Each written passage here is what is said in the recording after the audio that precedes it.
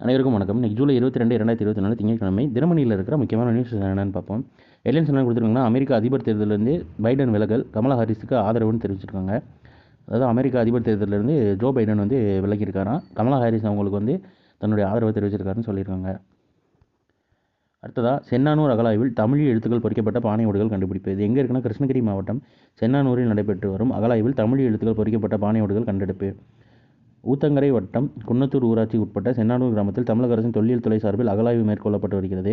இந்த அகழாய்வில் புதிய கற்கால கருவி, சுடுமண்ணால் ஆன முத்திரை, சங்கு வளையல் துண்டுகள், வட்ட சில்லுகள், கண்ணாடி வளையல் துண்டுகள் போன்ற தொல்பொருட்கள் கிடைத்துள்ளன. அகழாய்வின் முதல் குழியில் ஜூன் 24 உடைத்த நிலையில் புதிய கற்கால வெட்டு கற்கருவி, 28 களிமண்ணால் ஆன சுடுமண் முத்திரை, 30 இரும்பாலான கலப்பைகளின் கொழுமுனை கிடைத்துள்ளன. மேலும் இந்த குழியில் சேகரிக்கப்பட்ட பானை ஓடுகள் சுத்தம் செய்து ஆய்வு செய்ததில் தமிழி எழுத்து பொறிக்கப்பட்ட 3 பானை ஓடுகள் கிடைத்துள்ளன. தற்போது சென்னானூரில் பானை ஓட்டில் ஊகூர் என்ற ஊர் பெயர் கிடைத்துள்ளது சிறப்பாக கருதப்படுகிறது என்று தொல்லியல் துறையினர் தெரிவிச்சிருக்காங்க. தமிழி எழுத்து பொறிக்கப்பட்ட பானை கிடைச்சிருக்கு. எங்கன்னா சென்னானூர் என்ன மாவட்டம்னா கிருஷ்ணகிரி மாவட்டம், ஞாபகம் வச்சுக்கோங்க.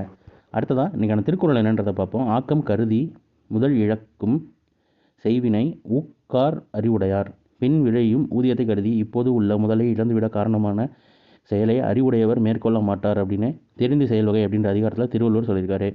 தொடர்ந்து 7வது பட்ஜெட் சாதனை படைக்கும் நிர்மலா சீதாராமன் தெரிவிச்சிருக்காங்க. மத்திய நிதியமைச்சர் நிர்மலா சீதாராமன் தொடர்ந்து 7வது முறையாக பட்ஜெட் தாக்கல் செய்து வரலாற்று சாதனை படைக்க உள்ளார்.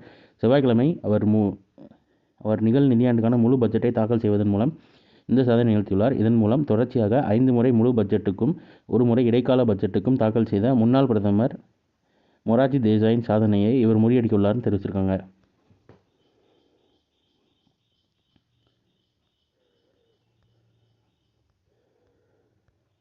அடுத்தது, இந்தியாவில் முதியோர்கள் எண்ணிக்கை 2050க்குள் இரட்டிப்பாகும் தெரிவிச்சிருக்காங்க. இந்தியாவில் முதியோர்கள் எண்ணிக்கை 2050 ஆண்டுக்குள் இரட்டிப்பாகும் என ஐநா மக்கள் தொகை UNFPA அமைப்பின் இந்தியாவுக்கான தலைவர் ஆண்ட்ரியா ஓஜ்னர் தெரிவிச்சிருக்காங்க. உலக மக்கள் தொகை தினம் ஜூலை 11 அனுசரிக்கப்பட்ட சில நாட்களுக்கு பிறகு அந்த அமைப்பு இந்தியாவுக்கான தலைவர் ஆண்ட்ரியா ஓஜ்னர் PDI செய்தி நிறுவனத்துக்கு அளித்த பேட்டியில் கூறியதுன்னு ஃபுல்லாக கொடுத்துருக்காங்க. மெயின்ஸுக்கு நோட்ஸ் இருக்கிறவங்களுக்கு இந்த டாபிக் ரிலேட்டடாக உங்களுக்கு தேவைன்னா இதுலேருந்து நோட்ஸ் எடுத்துக்கோங்க. இதில் நம்ம நோட் பண்ண வேண்டியது என்னென்னா, இது யார் கொடுத்த அறிக்கை, அப்புறம் உலக மக்கள் தொகை தினம் ஜூலை 11. ஸோ இன்றைக்கான இம்பார்ட்டன்ட் நியூஸஸ் அவ்வளோதான். இது ஒரு ஷார்ட் வெர்ஷனாக 1 மினிட் கண்டென்ட் நம்ம சேனலில் இருக்குது. வேணும்னா யூட்டிலைஸ் பண்ணிக்கோங்க. ஸோ மேலும் இன்னொரு நியூஸை சந்திப்போம். தேங்க்யூ.